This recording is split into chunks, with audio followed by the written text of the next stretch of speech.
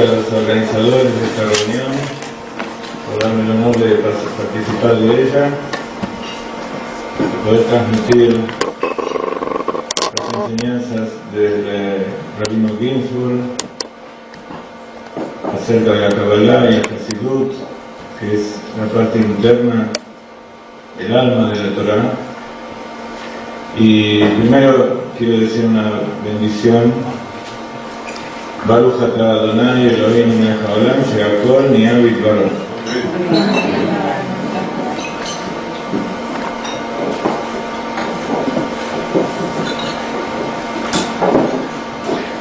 Esta bendición quiere decir: bendito seas tú, nuestro Creador, que todo lo ha creado con su palabra. Como ustedes saben, recién termina el Shabbat y nos encontramos en lo que nosotros llamamos Motzai Shabbat, la salida del Shabbat. Lo que ustedes han cantado recién, una pequeña variación en una pequeña palabra, es lo que nosotros cantamos todos los viernes en la noche para recibir el Shabbat. Y como ustedes lo están cantando ahora, significa que nos estamos aproximando a ese tiempo en que va a ser todos los días Shabbat, en que todos los días vamos a recibir la paz y la tranquilidad y la conexión con Dios que existe en este momento, principalmente en Shabbat. En el futuro por venir, todos los días van a ser así. Y los que estemos preparados en este momento para eso, vamos a poder disfrutarlo. Entonces, quería traerle unas palabras que el Rabino Ginsburg me ha enviado decir para ustedes, y que es una bendición desde la tierra de Israel, para que ustedes sigan insistiendo en su esfuerzo por llegar al conocimiento verdadero del Creador, y para que puedan aumentar su fuerza en la situación en que ustedes se encuentran ahora, y poder empezar a disfrutar los placeres del mundo por venir a través de estudiar la Torah y conocer sus secretos. El lugar donde nos encontramos, Barcelona, trae muchas insinuaciones para la persona que estudia la Torah. Barcelona me hace recordar a la palabra Barzel. Barzel en hebreo quiere decir hierro. El hierro es un metal muy especial que fue prohibido ser usado en los dos primeros Beit HaMikdash de Yerushalayim, porque siempre representó la idea de la guerra, del derramamiento de sangre.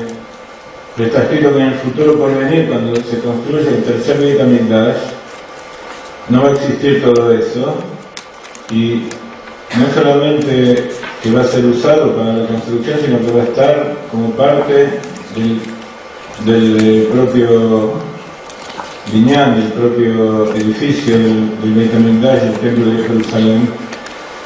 Mañana vamos a ver un poquito acerca de la Torah y ciencia, pero les adelanto que Barzel, para los que saben un poco de química o física, tiene el número atómico 26, que es la gematria del nombre del Tetragrammatón, el nombre de Dios, Yud-Kei Vav-Kei. Entonces eso nos insinúa ya que dentro del Barzel, del hierro, hay una divinidad especial que hasta ahora no podía ser usada por la tremenda fuerza que tenía, y ahora estamos trabajando para que sí sea usado. Y por otro lado, el Barzel está compuesto por 4 letras que son Bet, Reish, Zain, Lamed, que son las iniciales de las 4 matriarcas del pueblo de Israel, las 4 esposas de Jacob, que dieron lugar al nacimiento de los 12 hijos que componen las 12 tribus de Israel. Bet es Bilá, Reish Rachel, Lamet Lea, Zain Zilpa. Y esas 4 mujeres físicamente dieron nacimiento a todo el pueblo de Israel, pero espiritualmente dieron nacimiento a la fe en que se basa todo el trabajo nuestro, en la fe en el Creador. Y como ustedes sabrán, el símbolo del hierro, ¿cuál es? FE, que solamente en castellano, para nosotros, es una insinuación para nosotros. El hierro es la fe del pueblo de Israel que va a ser revelada en el futuro por venir. Entonces el rabino Ginsburg me ha enviado aquí y me ha dicho: ocúpate de que esta gente se fortalezca en el camino, que conozca cuál es el verdadero camino de la Torah. Entonces vamos a empezar a tratar de cumplir con su deseo.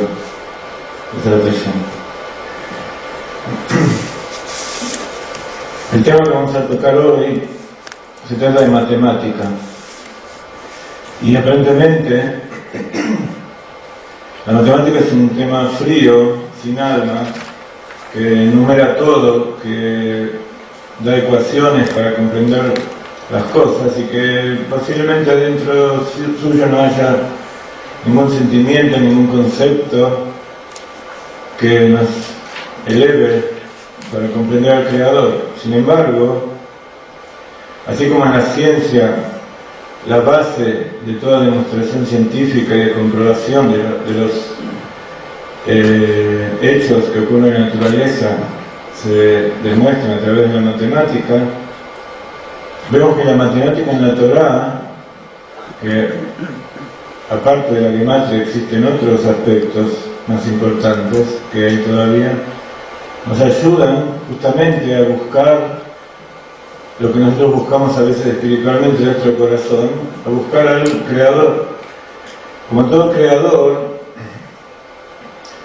como un artista que hace su obra en una tela, él también puso su firma, la firma de su nombre. Entonces vamos a tratar de buscar la firma de ese Creador dentro de la naturaleza y dentro de la Torah. Por supuesto vamos a empezar buscándolo en la Torah. Y resulta que nosotros tenemos la costumbre de para saber qué es lo que quiere Akadosh Baruj Hu, nos fijamos en el Humash, en los 5 libros de Moisés. Entonces si ustedes ven aquí, perdón, pasa a la próxima diapositiva.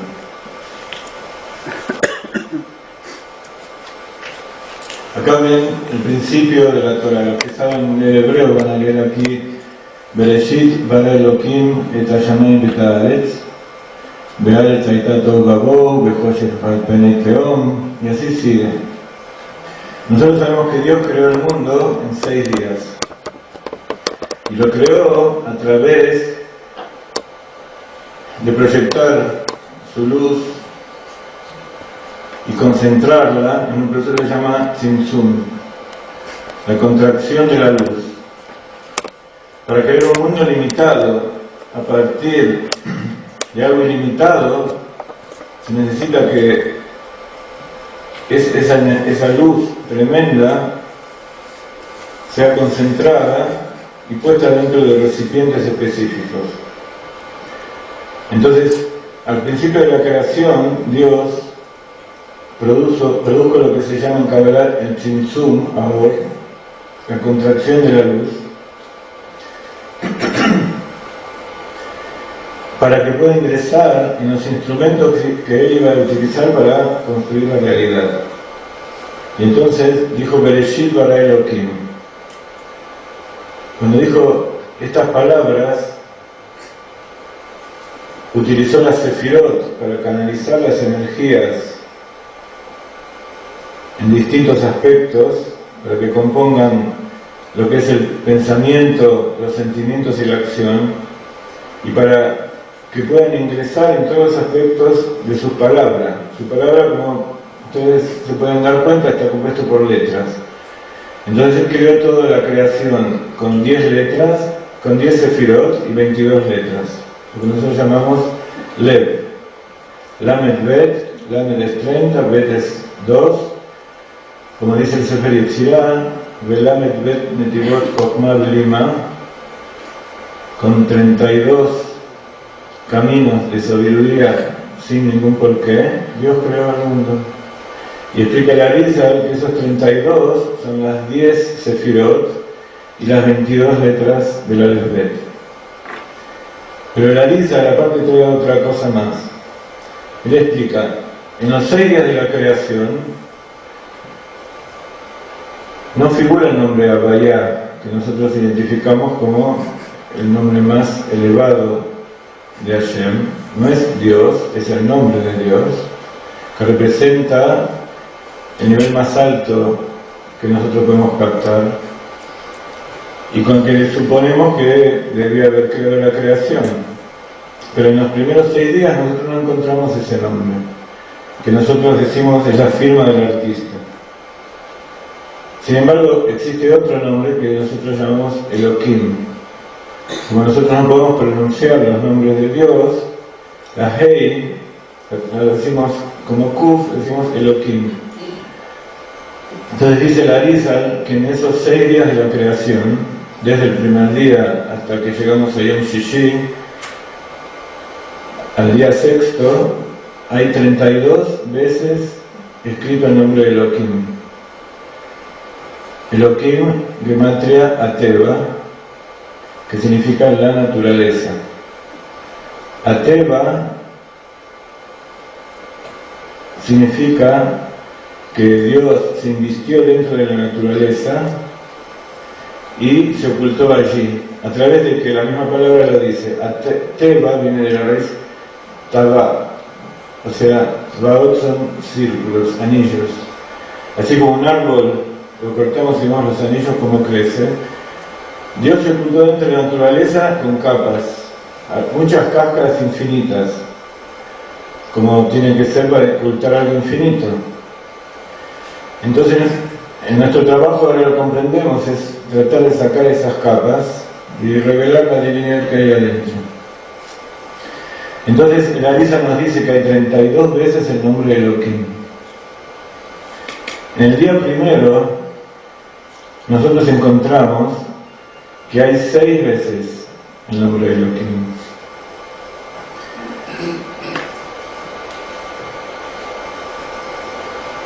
Pero estas 6 veces están impuestas en una forma simétrica que ahora les vamos a explicar. Vamos a tratar de explicar un poco, de acuerdo a lo como dicen los libros sagrados, para darle distintos matices a este relato de la creación. Vamos a ir al Zohar. En el Zohar está escrito, al principio del libro del Zohar, cuando Rabbi Shimon Bar Yochai explica Bereshit bara Elohim, dice: Patach Rabbi Hizkiah, abrió en su discurso, ahí en medio de la reunión de todos los sabios, empezó diciendo que Shoshaná ben Ajujim Ken Rayati ben Abanot. Es la foto anterior. ¿La foto anterior? Sí.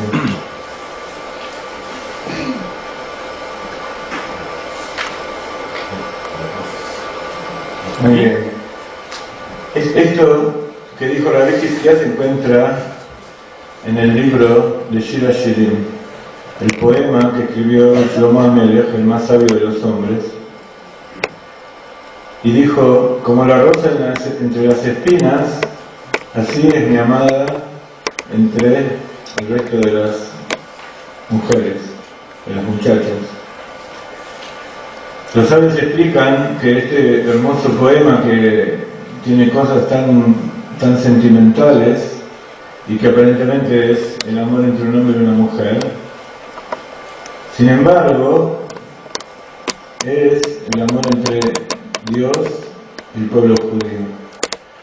Está escrito que el pueblo judío, relativamente a Dios, es su novia, y Dios es el Hatán, es el novio.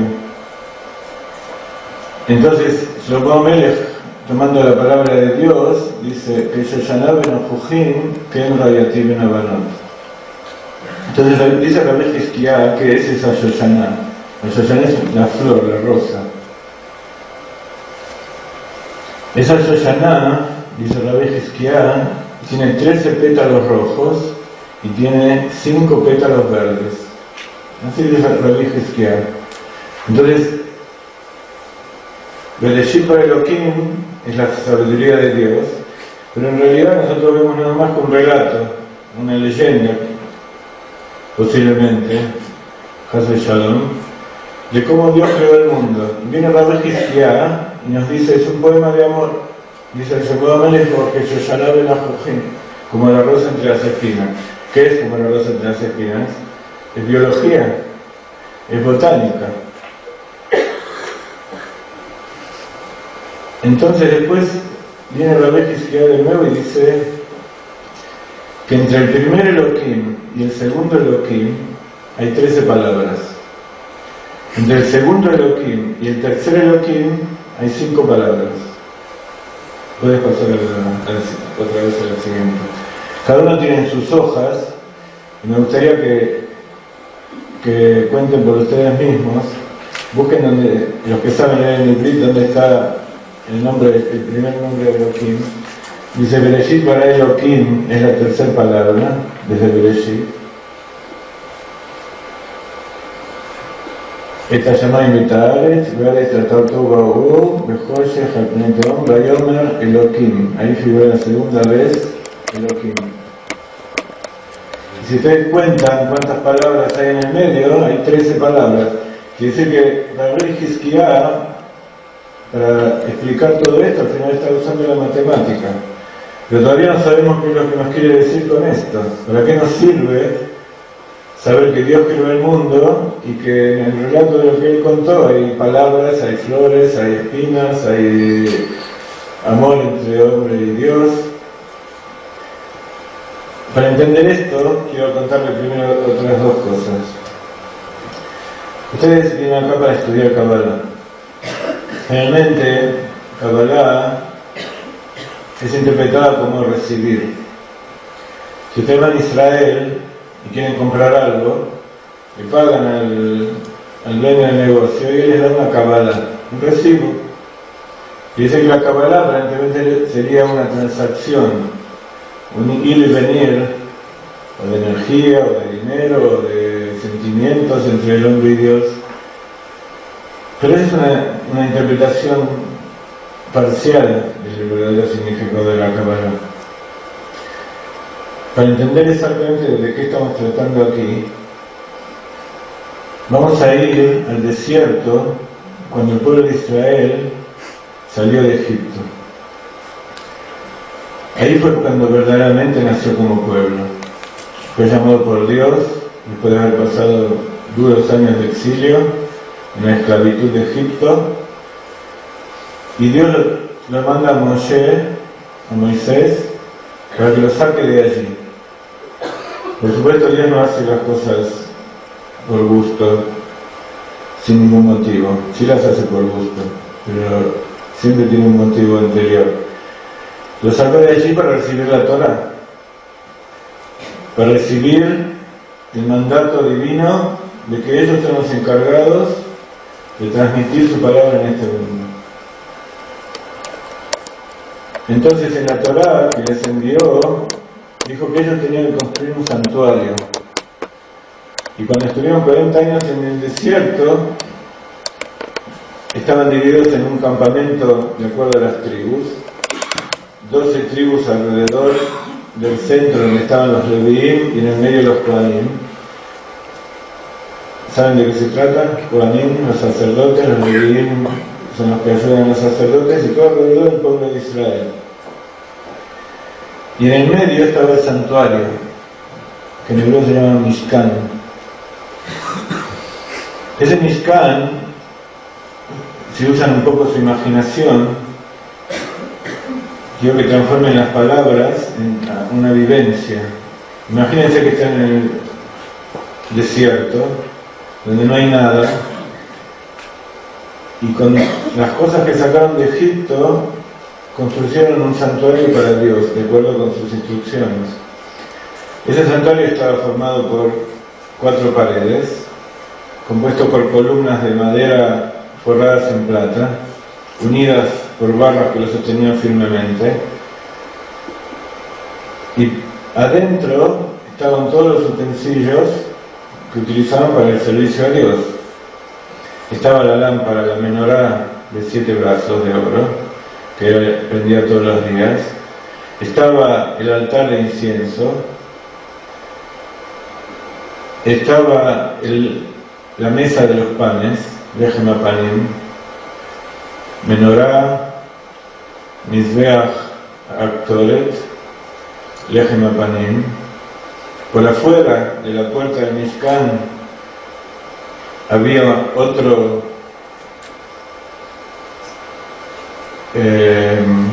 ¿cómo se dice en castellano? Otro Mizbeach, otro altar mucho más grande para sacrificar a los animales, y cubriendo ese santuario había pieles de animales.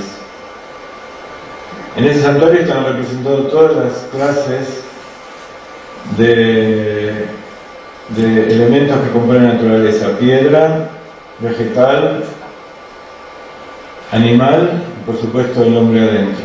Pero nos vamos a concentrar en esas pieles que cubrían el techo de pieles de unos animales raros que había por allí, y que estaba dividido en paneles, para que los leviim, cuando tenían que desarmar todo, lo doblaran, lo ordenaran bien, lo levanten todas las piezas, viajen hasta donde tenían que volver a parar y ahí lo armen de nuevo. Estas pieles, estos paneles de pieles, se unían entre sí para cubrir toda la superficie del santuario, y para ser unidos entre sí tenían unos ganchos de plata que se llamaban Makbilot Alulaot. Makbilot significa que estaban paralelos unos a otro, uno enfrentado al otro, y los ganchos se llamaban Alulaot. Entonces, los sabios de la Kabbalah, por aprender del Rabino Ginsburg, dicen que la verdadera Kabbalah es eso, y surge de esta palabra, Makbilot, que la raíz de la palabra también es Kuf Bet Lamed, como Kabbalah, y que significa más que dar y recibir, también significa unir y comparar, hacer que dos cosas se unan y estén juntas. Entonces los sabios de la Kabbalah entendieron que la verdadera Kabbalah, que es la unión, la comparación entre cosas que son diferentes, dos cosas que tienen que ir unidas y que normalmente van separadas, como es, por ejemplo, lo espiritual y lo material. Y de ahí aprendemos cuál es nuestro cometido en la creación. Como está escrito, Moshe Ish Elohim, que Moshe era un hombre divino. ¿Por qué? Porque su cabeza, su pensamiento estaba en el cielo y sus pies en la tierra. Quiere decir que su trabajo, como fue demostrado en el monte Sinaí también, era traer la palabra de Dios y revelarla abajo. Y eso nos transmitió a nosotros, y eso es lo que nosotros hacemos durante todas las generaciones, o deberíamos hacer. Entonces, ahora vamos a entender un poco mejor qué significa la palabra Kabbalah. Vamos a tomar un texto y vamos a tomar ciertas interpretaciones que se refieren a matemática, a poesía, a botánica, al Zohar, a la Kabbalah, y vamos a ver que todo eso está unido. Entonces, el cometido nuestro hoy es buscar a Dios dentro de su palabra.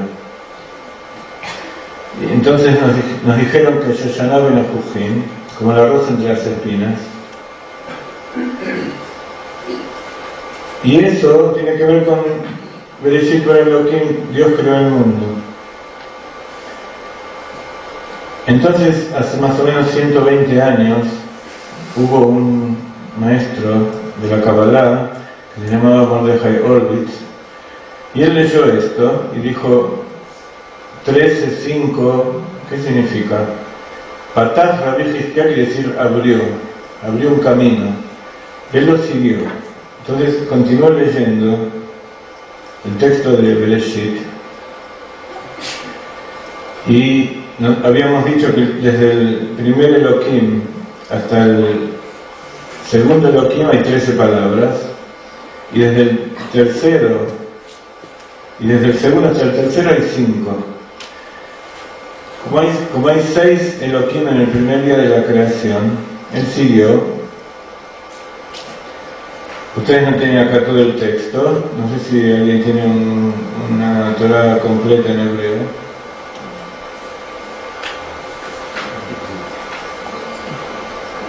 Acá tenemos el texto del primer día.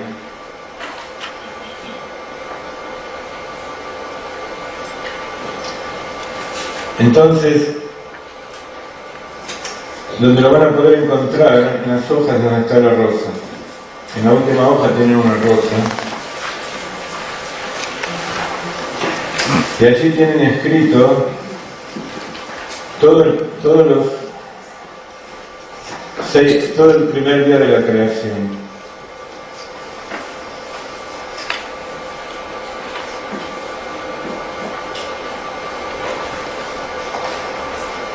No, por supuesto, en el primer cuadro también está todo el primer día de la creación. Entonces, para empezar pueden hacerlo ahí, disculpen. En ese cuadro tiene 6 veces el nombre de Elohim. Si quieres, puedes ir señalándolo.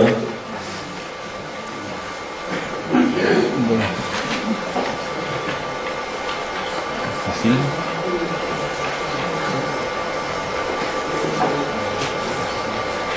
¿Sí? Salta aquí. Sigue. Aquí.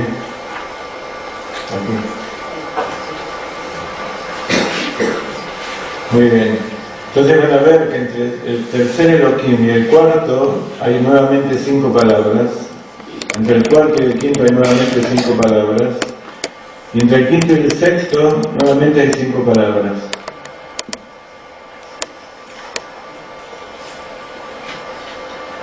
Hay un principio en la Kabbalah que dice Niut Sofán de Tfilatán del Sofán, que el principio está incluido en el final y el final está incluido en el principio. Hoy nosotros que vivimos en la época de las computadoras podemos entender esto perfectamente. Las computadoras no saben lo que es una palabra, una letra, una frase, una oración. Para ellos todo es una línea continua, una frase única. Y así está escrito en los libros sagrados que en el futuro porvenir, toda la Torah, desde el principio hasta el final, va a ser un solo nombre de Dios. Todo va a ser un nombre de Dios. Mientras tanto, nosotros lo que hacemos es tratar de ir uniendo las partes para completarlo. Entonces, podemos ver en toda la Torah completa que también eso se cumple. La última parte de la Torah dice Leinei Kol Israel, a los ojos de todo Israel, que habla de las maravillas que hizo Moshe a los ojos de todo Israel, y así termina, luego de su muerte, y empieza con Bereshit bara Elohim. Entonces la última letra de la Torah es Lamed y la primera es Bet. Ahí vemos nuevamente cómo el principio se une con el final para darnos el secreto de la creación. La última es Lamed, la primera es Bet.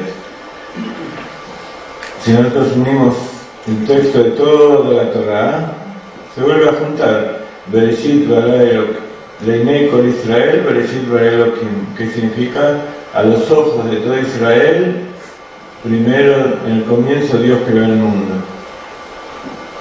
Eso sucede si unimos toda la Torah al principio con el final. O sea que nosotros tenemos la posibilidad de ver cómo Dios crea el mundo con nuestros propios ojos.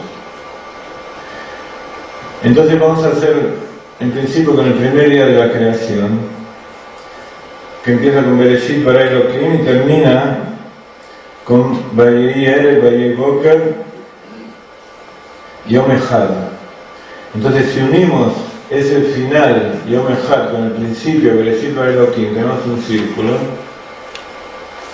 Y entonces podemos contar cuántas palabras hay entre el sexto Elokim y el primer Elokim. Y vemos que nuevamente se forman 13 palabras.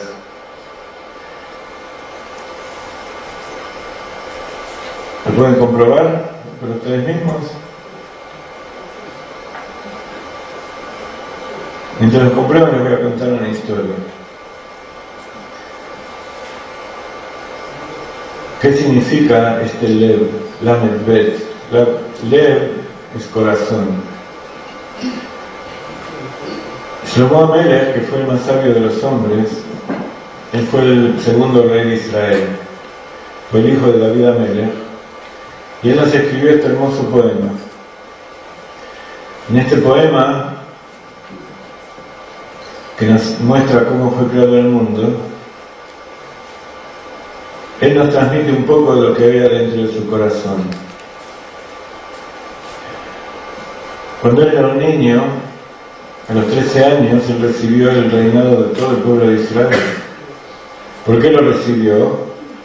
Porque él, cuando Dios le preguntó qué es lo que quería para sí, él le dijo: yo quiero tener un corazón sabio para juzgar a mi pueblo. Entonces, cuando vio que Akadosh Baruj Hu, que Shlomo no quería nada para él, sino para entregarlo a su pueblo, le dijo: lo vas a tener y vas a ser el rey de Israel. Con la historia que les voy a contar, les quiero ejemplificar un poco lo que significa el corazón de Shlomo HaMelech y, en definitiva, que tiene que ser de todos nosotros. Cuando él tomó el reinado, estaban todos los ministros de su padre. Eran gente muy importante, muy acaudalada. Pero como todo ese tipo de gente tenía sus intereses, su ego, su orgullo, y Shlomo HaMelech, como él quería hacer un reinado como corresponde, quería ver si ellos eran rehuín, si ellos merecían ser ministros de su reinado. Entonces un día agarró a sus 3 primeros ministros principales y salió a caminar, como muchos hacemos cuando queremos conocer a alguien por adentro, salimos a caminar y a charlar así informalmente, relajados, salen las cosas mucho más fácil. Salió del palacio con sus 3 ministros, empezó a caminar hablando de temas del reino, qué es lo que pensaba hacer cada uno, qué es lo que hacía. Y entonces, de repente pasan por al lado de un río, y en ese río había un hombre trabajando con unas pieles, metido dentro del agua, limpiando las pieles. Entonces Shlomo HaMelech lo vio y enseguida su corazón reaccionó. Y se acercó a él y le dijo: escucha, hombre, 7 no es más que 5. Y el hombre, mirándolo al rey, le dijo: ¿seguro, mi rey? Pero 32 es más que 12.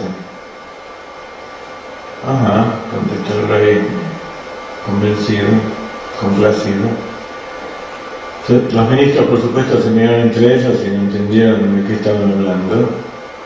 Cuando de repente Shlomo HaMelech se dirigió de nuevo a este hombre y le dijo: escúchame, buen hombre, ¿cuántas veces se quemó su casa? Y el hombre se puso muy contento y le dijo: hasta ahora 3 veces se quemó mi casa, y con la ayuda de Dios se quemará 2 veces más. Ah, mucha suerte, que sea muy pronto. Entonces los ministros ahí se desconcentraron mucho más. Y entonces ahí fue cuando Shlomo HaMelech le hizo la última pregunta. Le dijo: escucha, buen hombre, si yo te envío 3 gallinas, ¿vas a saber desplumarlas? por favor, rey, mándemelas sin ningún problema, yo voy a saber lo que hacer con ellas. Entonces nuestro rey se despidió y siguió caminando hablando de otras cosas, y los ministros empezaron a ponerse nerviosos y le preguntaron al rey de qué se trataba, y él les dijo: ¿cómo? ¿Ustedes quieren ser ministros míos y no saben lo que yo hablé con un simple hombre del pueblo? Si ustedes en 2 días no me dicen lo que yo hablé con él, están despedidos. Entonces estos ministros volvieron al palacio y hicieron una reunión de gabinete urgente, llamaron a todos sus asesores y a la prensa y a todos los canales de televisión, y pusieron a todo el ejército en guardia porque no había ningún peligro, simplemente ellos iban a perder su puesto. Entonces dijeron: ¿qué es lo que vamos a hacer? Empezaron a pensar, nadie sabía nada, dijo: bueno, vamos a ver si este hombre todavía está ahí. Corrieron hasta allí y ya no estaba. Entonces, desesperados, volvieron al día siguiente a la mañana, por suerte estaba. Entonces le dijeron: escucha, buen hombre, queremos saber qué es lo que hablaste con nuestro rey, por favor. No, discúlpeme, pero eso es algo privado entre nosotros, yo no les puedo revelar. Por favor, yo necesito que me diga, por nada, yo solamente si quiero, tengo la curiosidad de saber qué es lo que está pasando. No, yo las cosas que hablo con mi rey no se las revelo a nadie. Entonces los ministros empezaron a pensar que mejor con un poco de dinero se podía solucionar la situación. Entonces le dijeron: mira, te ofrecemos un cofre de oro cada uno para que nos digas de qué se trata. No, yo las cosas de mi rey no las vendo por cosas tan bajas.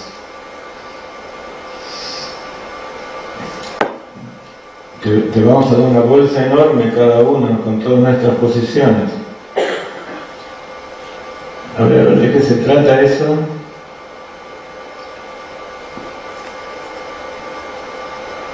Vamos a darte todo lo que tenemos, vamos a vender todo y te lo vamos a traer. Bueno, mañana mismo los espero a esta misma hora aquí, por favor, no tarden porque yo si no me voy a ir.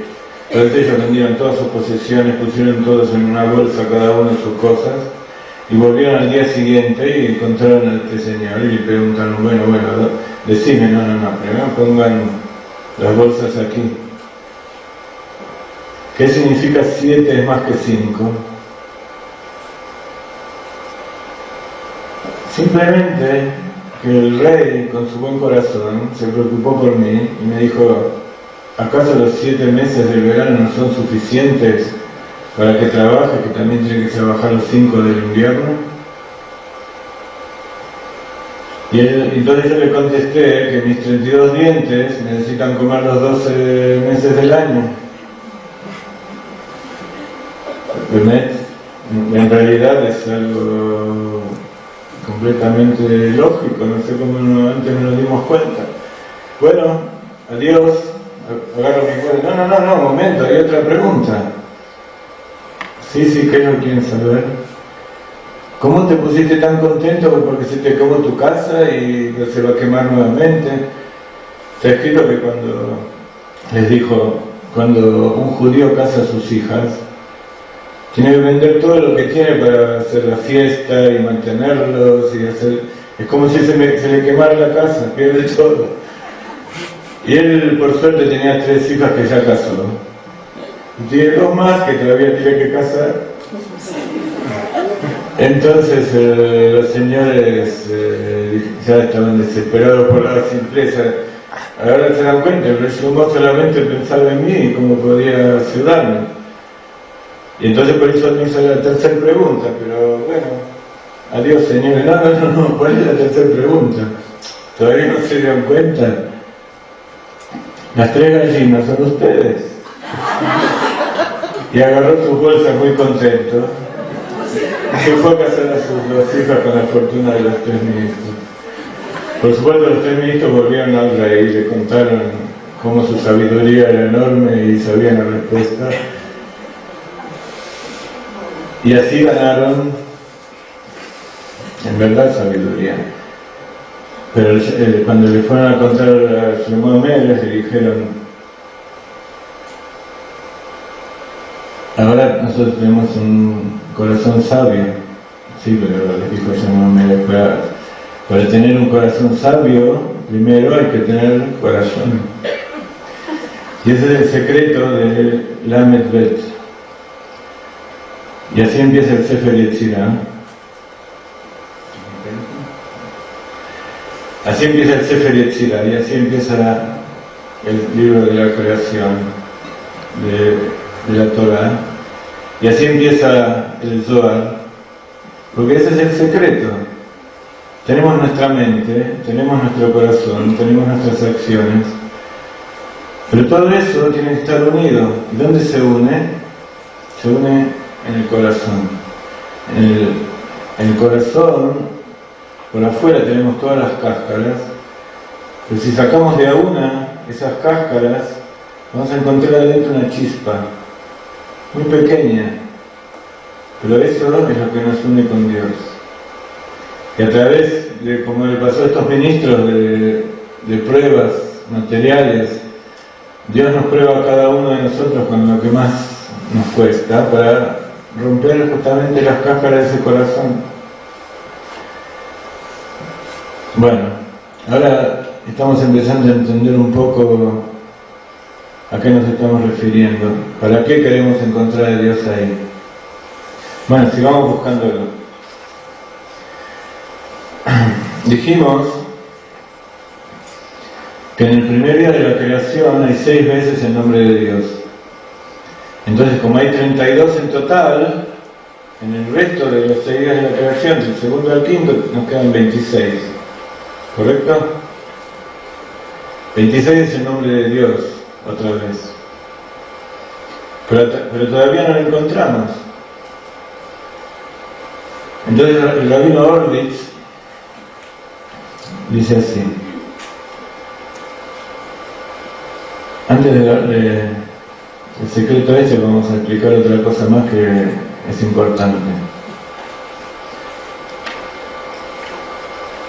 En toda la Torah está escrito que hay 302.000 letras más o menos, junto con todas las puntuaciones y los signos. Son 600.000 letras que representan a los hombres mayores entre 20 y 60 años que salieron de Egipto. Y en definitiva, cada letra de la Torah corresponde a un yudí, a un judío. Explica el Gaón de Vilna que toda la Torah está compuesta de palabras, pero hay palabras que tienen mayor energía o mayor importancia. Y hay 4 niveles, como nos gusta separar en Kabbalah, 4 niveles de acuerdo al nombre de Dios, a las letras del nombre de Dios. Entonces, la palabra más importante es justamente el nombre de Dios, que después de los 6 primeros días sí figura la cantidad de veces que después vamos a nombrar. El segundo nivel de importancia de las palabras de la Torah son el resto de los nombres de Dios, como Elohim, Kel Shakai, Hashem Sebakot. Hay una serie de nombres que cuando se escribe el rostro de la Torah, o se escribe un Tefilim o un Mezuzot, esos nombres no se pueden borrar. Si se borran, eso no. Si escribimos en la Torah misma, esa Torah no se puede seguir usando por la importancia. Incluso cuando se escriben, no se pueden borrar. Por eso nosotros, al hablar nosotros estamos creando, tenemos que cuidarnos de pronunciar esos nombres. Hay un tercer nivel que son los apodos, las cualidades, los kinuim en hebreo, del nombre de Dios, que es Kel, Rahum, Behanun, Erahapai, es decir, misericordioso, bondadoso, que le gusta hacer bondad, que es poderoso, que es terrible. Hay una serie de palabras que es el tercer nivel de la Torah, de las palabras de la Torah.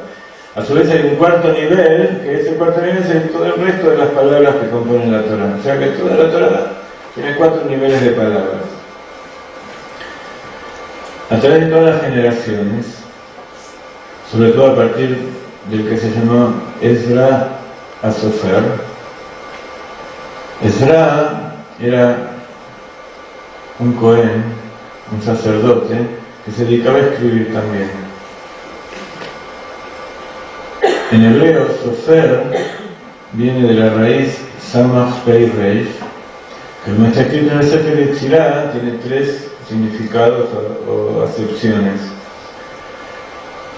Sefer, Saper, Sofer. Quiere decir que está el escriba, el que escribe el libro, está el libro y está lo que contiene el libro. Todos en el Sefer Yetzirah son las mismas letras, no hay puntitos, no hay vocales. Entonces está 3 veces repetido, pero esas 3 veces significa que está el cuento de contar, está el cuento de contarlo numéricamente y está el que cuenta. Entonces, a través de todas las generaciones, estos sofrim, que nosotros llamamos escribas, en realidad eran sofrim porque contaban. Y para contar en esa época no tenían computadora, tenían que escribir. Al escribir, la Torah y todas las cosas, los libros sagrados iban contando. Tenían equipos enormes de gente que se dedicaba solo a eso y contaron todas las palabras que hay en la Torah, cuántas veces aparece, cuántas veces aparece una frase, algo que a mi amigo Daniel le encanta hacer y que ya tiene una computadora en la cabeza, y si yo le pregunto ahora, por ejemplo, cuál es la gematria de una palabra o cuántas veces aparece en la Torah, él lo tiene en la cabeza, pero por modestia agarra la computadora, aprieta un botón y enseguida me lo dice. Por supuesto, el Rabbi Ginsburg sí que no sé cómo hace. Él, yo varias veces lo llamo por teléfono, estoy con él y le digo, ¿qué quiere decir? ¿Qué es 1743 o qué es 1345? Entonces me dice, mira, es esta frase que tiene que ver con esta otra y esta palabra. Bueno, ya esperemos que algún día podamos seguir mostrando eso.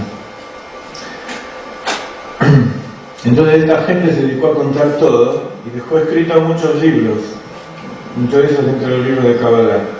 Pero hay una palabra que no figura en ningún libro y que es justamente Yud-Kei Vav-Kei. En ningún libro de la Torah encontramos cuántas veces aparece el nombre de Dios en toda la Torah. Contar acá en un pequeño pedazo, cualquiera puede contar.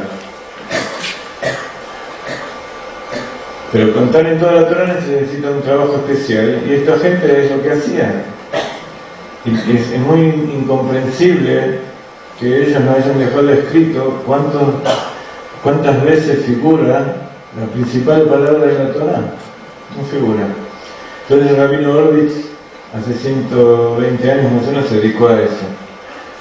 Contó un montón de aspectos de la Torah, de las letras, de las palabras, entre ellas cuántas veces figura el nombre de Dios. Y él llegó a la suma de 1820 veces. El nombre Havaya figura 1820 veces en la Torah. Bueno, ahora que le di una serie de datos, vamos a seguir revelando dónde está oculto nuestro Creador dentro del primer día de la creación.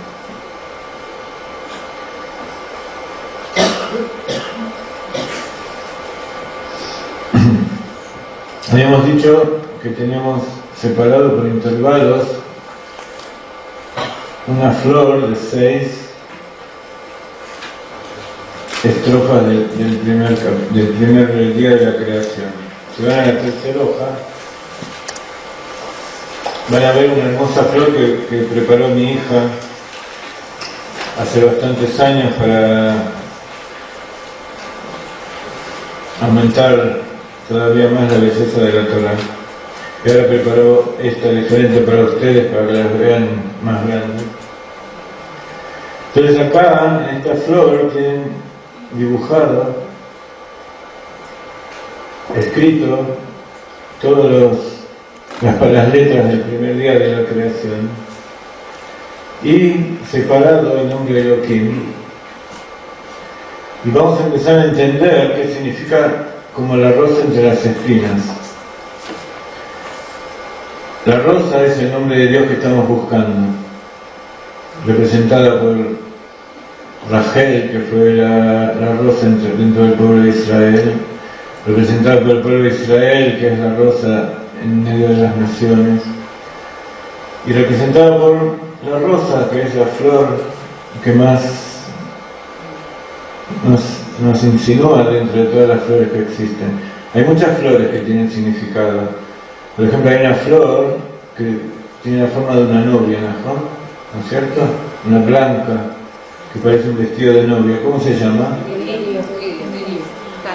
Kala. ¿Cómo se dice novia en hebreo? Kala. Una palabra hebrea. Como ustedes lo dijeron ahí cuando me cantaron. Likrat Kala, vamos a recibir a la novia del Shabbat. Bueno, y así muchas veces, muchas cosas, como por ejemplo, mañana vamos a ver que hay un elemento que es la base de la vida, que pertenece a toda la vegetación, a todos los animales, a los hombres, que es el carbono. El carbono, ¿alguien me puede decir de dónde viene esa palabra? Etimológicamente, ¿alguien sabe? ¿Estudió ese tema de las palabras que es carbón? ¿Por qué se dice carbón? El origen de la palabra, no sé, no sabemos exactamente, pero a mí me insinúa mucho la palabra korban. En inglés suena más parecido como carbon, korban. Tiene las mismas letras. ¿Qué es el korban? Korban es el animal que se pone arriba del santuario, del altar, se lo quema encima del carbón. Así hay infinitas palabras. Está escrito, los sabios nos dijeron que todas las palabras vienen del hebreo. Y así vamos a ver cómo nosotros utilizamos la palabra gen para hablar de las cualidades del ADN, que de ahí surge la palabra genética, que de dónde salió esa palabra, de génesis, es crear. ¿Cómo se dice en griego? Genes. ¿De dónde viene esa palabra? De Gan. ¿Qué es Gan? El Gan Eden, el jardín donde Dios creó los genes de todas las cosas. Bueno, eso es nada más que para dar un poquito más de suspenso. Muy bien. Entonces vamos a guiarnos por algunas de las cosas, por todas las cosas que nombramos hasta ahora, y vamos a utilizar un poco la Kabbalah, y dijimos que eran 32, que eran 10 y 22, y vamos a buscar el secreto de Dios. En hebreo se dice Sod Hashem. Sod se escribe Samach Vav Dalet. ¿Cuál es la gematria de Samach Vav Dalet? No, bueno. ¿Cuál es la gematria de Samach Vav Dalet? 70. 70.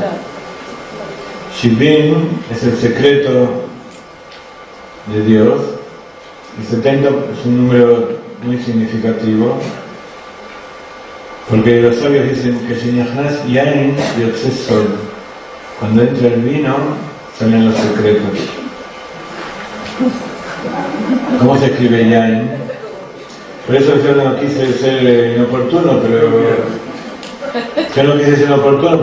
los Hasidim, antes de empezar a hablar de Torah, a hacer todas las actividades, decimos Lejaim. Tomamos cada uno en su medida, una medida de alcohol, y eso nos inspira. Porque digo todo en su medida porque hablamos que tiene que ser Gesed, con abundancia, pero con Geburah. la abundancia esté dentro de cierta medida, porque si no, al final nos dormimos y no digo que dormir esté mal, porque como le pasó a Jacob, recibió secretos muy importantes. La mayoría de los profetas reciben sus profecías durmiendo. Así que muy aconsejable dormir. Pero en este momento queremos tomar un poquito. Vamos a tomar un poco de agua, que también en el agua después vamos a ver que hay un secreto.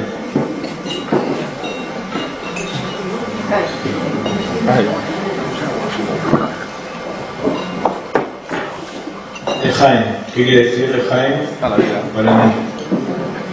Yo soy Jaime.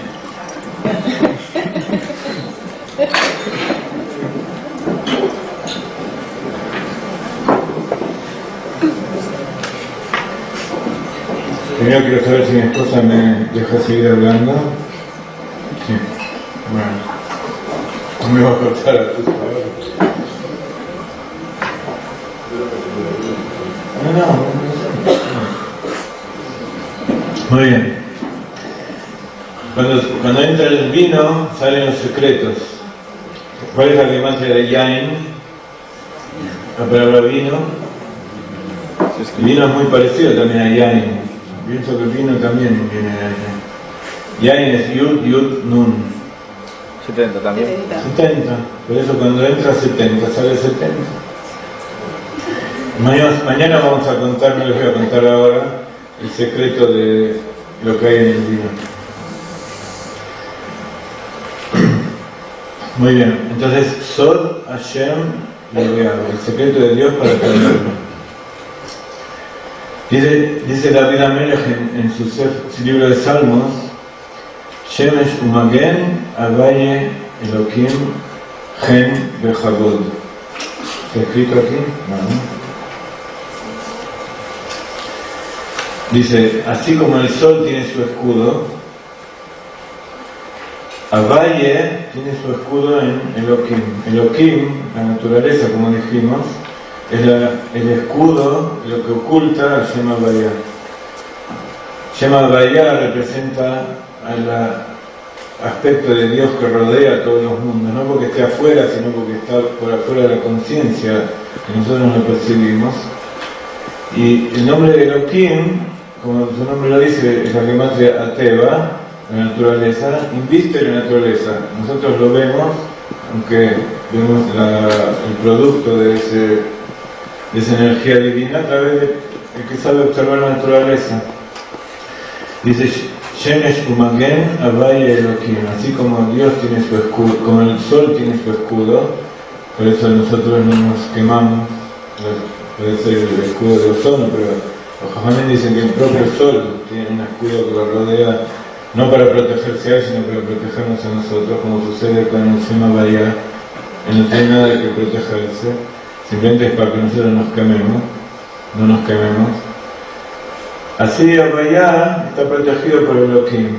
Y después sigue el pasuk, Gen Bechavod. Dice, Gen, en hebreo significa simetría, gracia. Que por supuesto es las mismas letras de Noach, por eso está escrito Noach Matzah Gen Beinei Hashem. Noach, cuando lo leemos en castellano, no nos significa mucho. Dice, Noach vio gracia a los ojos de Dios. Lindo, pero en hebreo dice Noach Matzah Gen. Noach es Nun Het, y Gen es Het Nun. O sea, se vio reflejado simétricamente a sí mismo. Se vio a sí mismo en Dios, y eso quiere decir Limtzó Gen, encontrar gracia a los ojos del otro. Cuando uno encuentra gracia en los ojos de su pareja o su amigo, no se ve a sí mismo. A veces uno se ve a sí mismo, no encuentra gracia, al contrario, uno ve en el otro un enemigo. ¿Por qué? Porque se está viendo a sí mismo también. Está viendo lo que tiene dentro de su propio corazón, como dice también David Amelech, que Maim Panim la Panim, Ken Beba Dan la Dan. Así como el agua refleja el rostro, también el corazón de uno se refleja en el corazón del otro. Entonces todo lo que estamos viendo constantemente en realidad es a nosotros mismos. Cuando vemos todas las cosas. Bueno, no voy a hacer abundante en eso, pero así tengo más cosas por decir mañana. El asunto es que estamos empezando a llegar a descubrir a Dios adentro de su primer día de la creación. Porque dice Gen Vejabod. ¿Cómo se escribe Gen Vejabod? Ve, Vav, Hav, no, Bet, Hav, Vav, Dalet.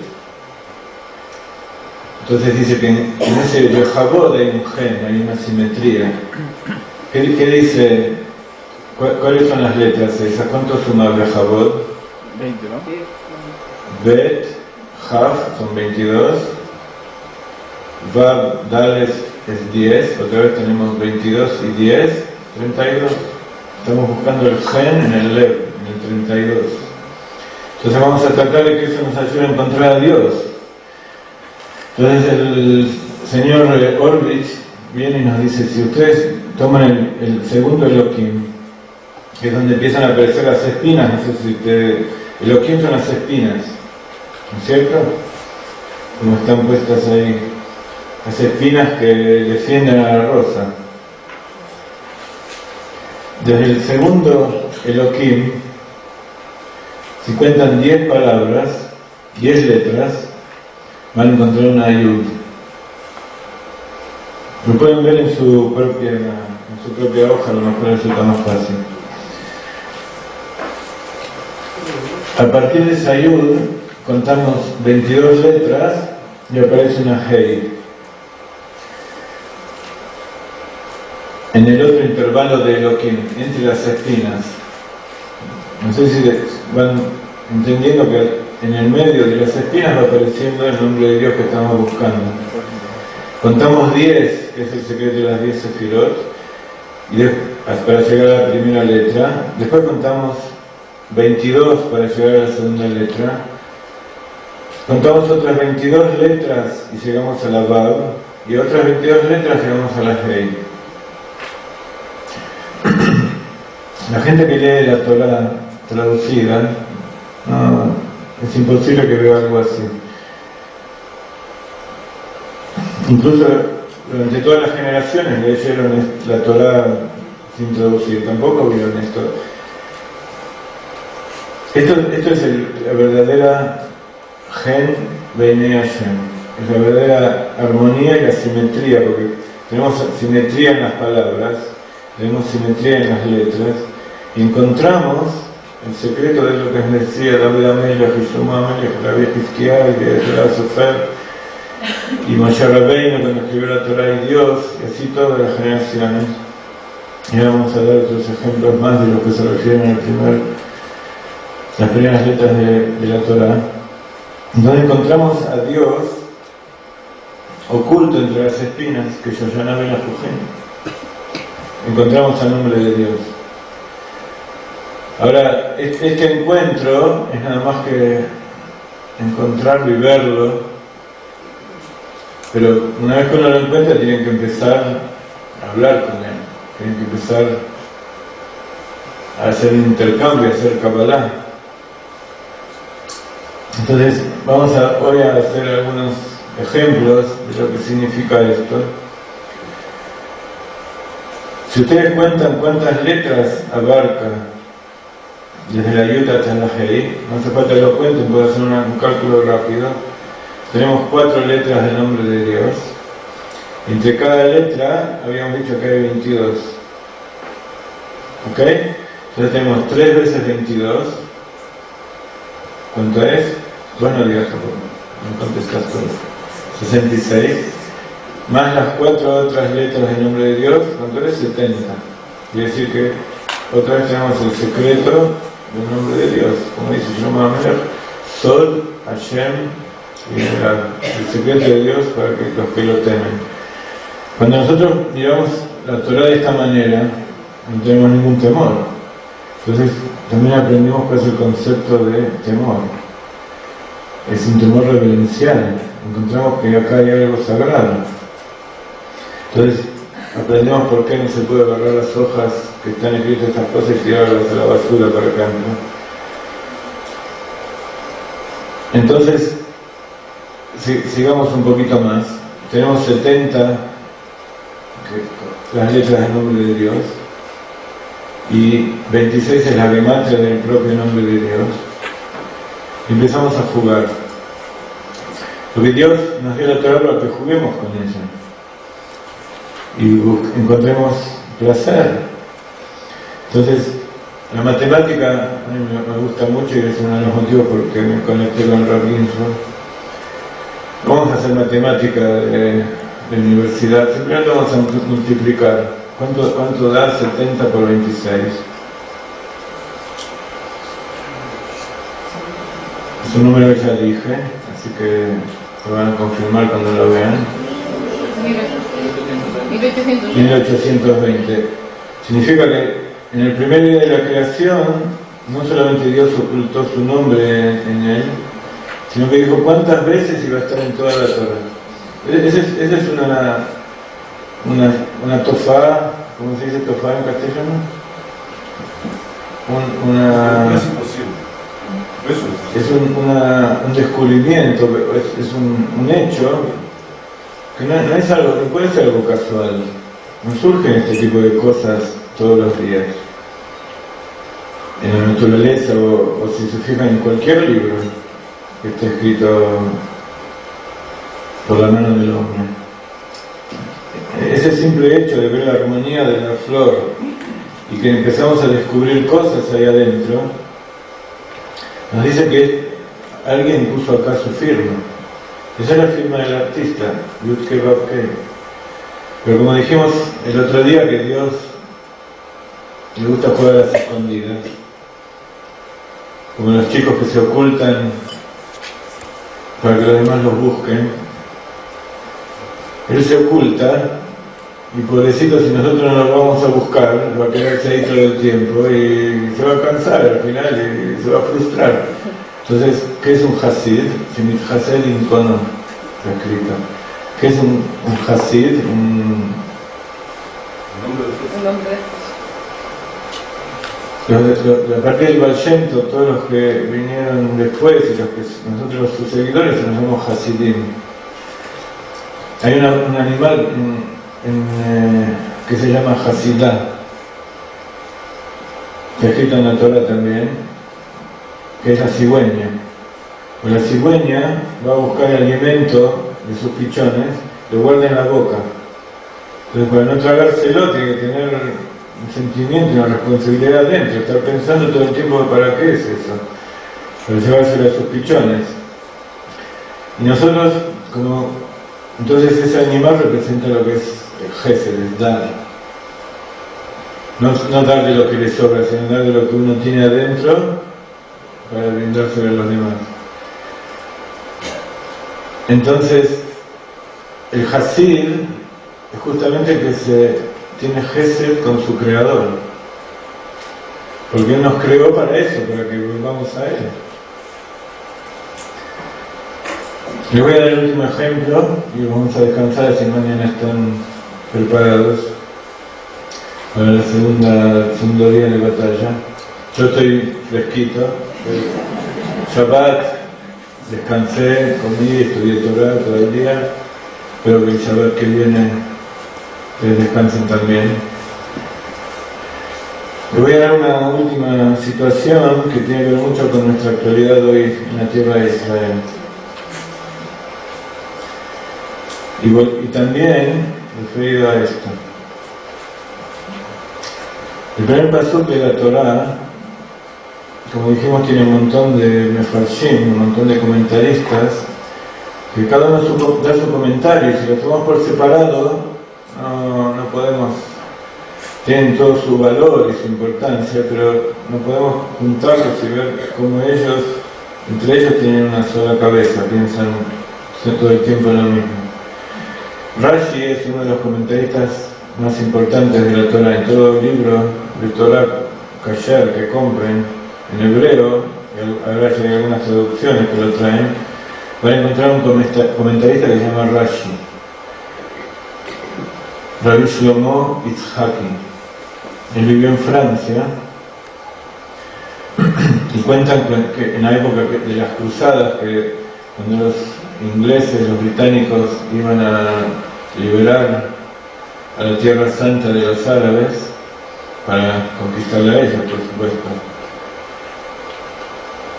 pasaban por toda Europa y cuentan que una vez pasó por la ciudad donde él vivía y entonces fue, no sé si fue el rey con todo su séquito, llegó hasta la casa de él y sabía que era judío, ellos eran católicos que odiaban a los judíos. Lo voy a contar muy rápido esto. Entonces él quiso que se lo traigan y que le digan, como él sabía que era esta persona muy sabia, que le diga cuál era el pronóstico de su batalla que iba a librar allá en tierra de Israel. Entonces entraron y desapareció. Cuentan que él con no quiero que ustedes crean que yo digo poderes mágicos ni nada de eso, pero los sabios de la Torah tenían formas de hacer que los demás no los vieran y de hacer cosas que nosotros no estamos capacitados para hacer. Pero vuelvo a repetir, poderes mágicos no tienen nada que ver con el judaísmo y no significa nada para nosotros, no existe. Son elevaciones espirituales que los sabios realizan en alas de Dios. Entonces esta persona desapareció a los ojos de estos soldados y entonces lo buscaron hasta que lo encontraron,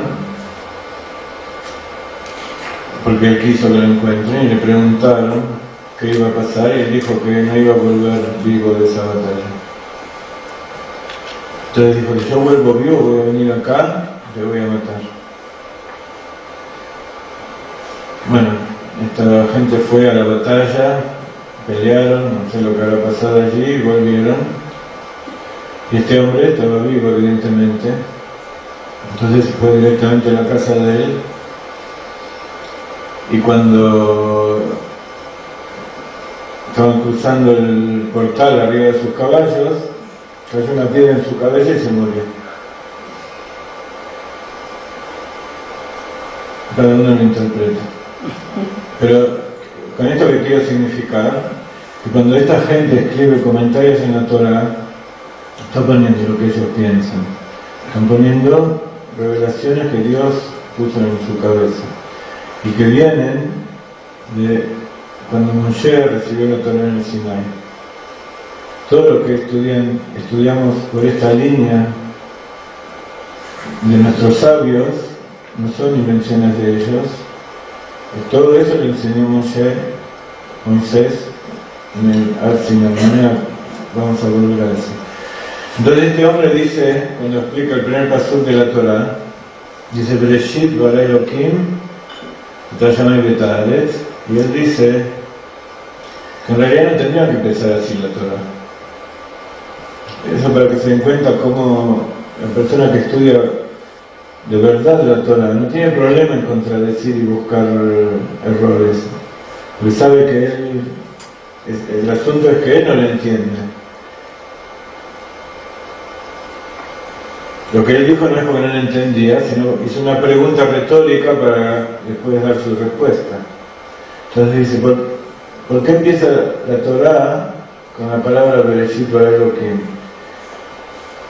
¿Y por qué sigue contando toda la historia de la creación? Y después cuenta toda la historia del pueblo judío. Si la Torah es la voluntad de Dios, ¿qué es la voluntad de Dios? Son órdenes que le da al pueblo judío y a la humanidad entera para que manejen la creación. Entonces, tenía que haber empezado en un lugar de la Torah donde sí empiezan a dar los preceptos. Que el primer precepto que recibió el pueblo judío como pueblo es justamente en esa época del santuario del desierto, con el cual empezamos nuestra charla hoy. En ese santuario del desierto Antes de salir de Egipto, los judíos tenían que saber, cuando Dios les dijo, van a sacrificar al cordero el día 15 del mes primero del año, de Nisan, y primero, y después van a cargar sus cosas al hombro, van a comer el cordero y van a leudar, sin leudar, y van a salir el día 15. Ellos no sabían cuándo era el día 15. Más todavía, le dijo el día 10 del mes de Nisan, 5 días antes, van a agarrar un cordero, que era el símbolo de la idolatría de los egipcios, lo van a atar en la cama de sus casas y lo van a poner a la vista de todos los egipcios, de sus vecinos, y le van a decir, cuando alguien pregunte, que Dios nos ordenó que el día 15 lo matemos y lo comamos. Es como decir ahora que vamos a venir aquí y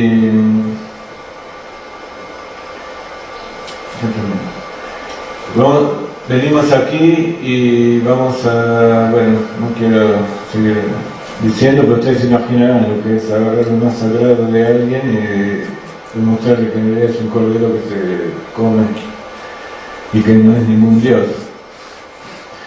Entonces, por un lado, era una muestra de fuerza y de fe divina que tenía el pueblo judío, pero se estaban arriesgando. Pero para saber cuándo era el día 10, tenían que saber cuándo era el mes de Nisan, cuando empezaba. Ellos no tenían fechas en esa época, vivían esclavizados en Egipto.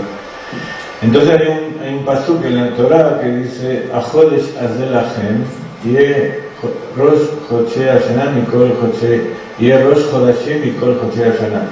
Este mes, que es el mes de Nisan, cuando nosotros festejamos Pesach, este día va a ser el primer día del mes de Nisan de todos los meses del año. Entonces le dijo,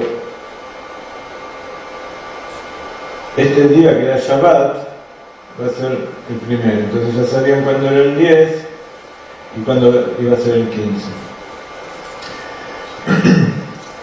Entonces, esa fue la verdadera primera orden. ¿Por qué empezamos en Bereshit? Dice Rashi. Entonces dice Rashi que todo el relato de la creación hasta esta mitzvah es nada más que un relato para saber que Dios creó el mundo y que Él puso a las 7 pueblos en la tierra de Israel. Y por sus pecados Él los sacó y se lo dio al pueblo judío, porque Él con su creación hace lo que quiere. Entonces dice Rashi, para darle la firma al pueblo judío de que ellos son los herederos de la tierra de Israel.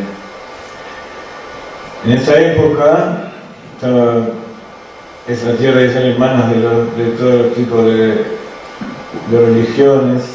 Y hoy, aunque aparentemente hay un Estado de Israel, sin embargo estamos en guerra con todos los pueblos que nos rodean, incluso con los que aparentemente nos están ayudando, y que todos quieren quedarse con nuestro santuario y nuestros lugares más sagrados, y con la tierra de Israel que en la Torá está escrita que es nuestra.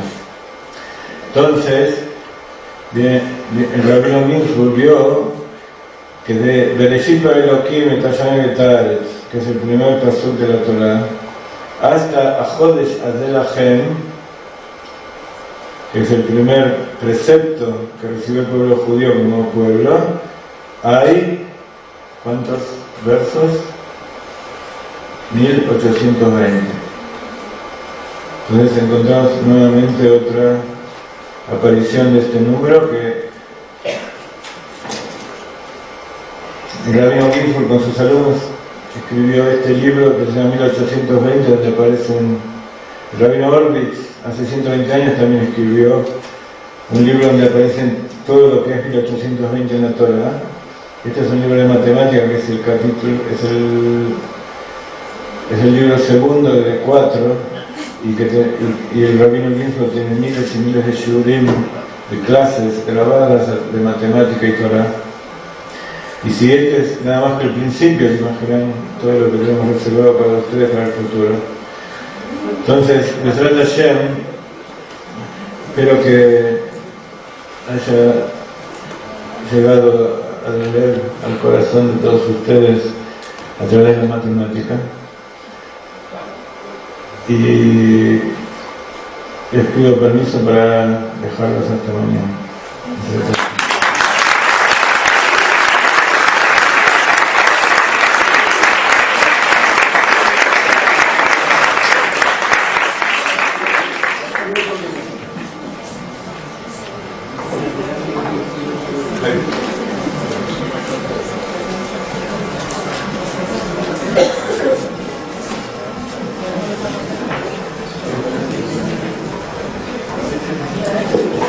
Bueno, realmente ha sido la sabiduría manifiesta, diría yo. Entonces, es cierto que estamos fuera de tiempo, pero no obstante, si quieren hacer alguna pregunta, aunque sea rápidamente, pues pueden hacerla. ¿Alguna pregunta, por favor, para Rafael? ¿Quién? Levante la mano. ¿Quién ha levantado la mano? Si no, no lo veo. ¿Quién ha hablado?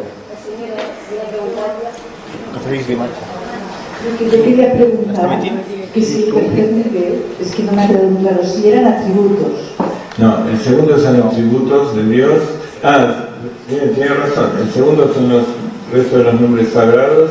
El tercero son los atributos misericordiosos.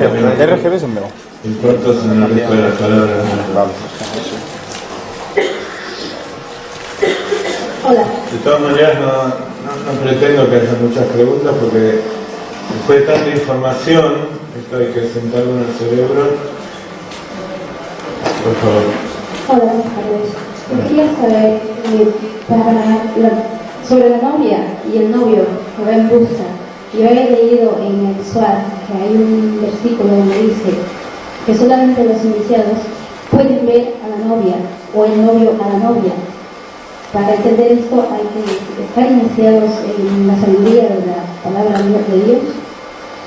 Para entender qué exactamente, lo que dice el Zohar. Lo que dice el Zohar. En general lo que dice el Zohar, hay que tener una iniciación, una purificación para entenderlo, ¿no? A lo que te refieres de ver a la novia, el Zohar, así como muchos libros de sabiduría interna de la Torá, cuando dice una palabra no se refiere específicamente o solamente específicamente a eso, sino que se refiere a distintos niveles de entendimiento. Entonces, por un lado, la novia, cuando se va a casar, si ustedes alguna vez tuvieron una ceremonia religiosa judía, antes de entrar a la jupá, antes de entrar al padre nupcial, no sé cómo se dice en castellano, se le tapa la cabeza, viene el novio, acompañado por sus acompañantes, trae un manto para taparle la cara, y a partir de ese momento nadie la puede ver hasta que termine la ceremonia y está casada y pertenece a él. Así que físicamente lo que dice es correcto. Pero por otro lado, acá vimos que la Susana esta es también la novia. Entonces, iniciado no quiere decir que hizo rituales y se puso un bonete en la cabeza y todo ese tipo de cosas, que a partir de ahora sepan que no existe y nada corresponde. Sino iniciado quiere decir que comenzó Bereshit, en el principio, que comenzó desde el principio, que es queriendo estudiar la Torah. Eso se llama iniciado. Entonces desde ese nombre de Dios hasta la novia física hay un montón de niveles y por supuesto hay que estudiar y eso se llama iniciado.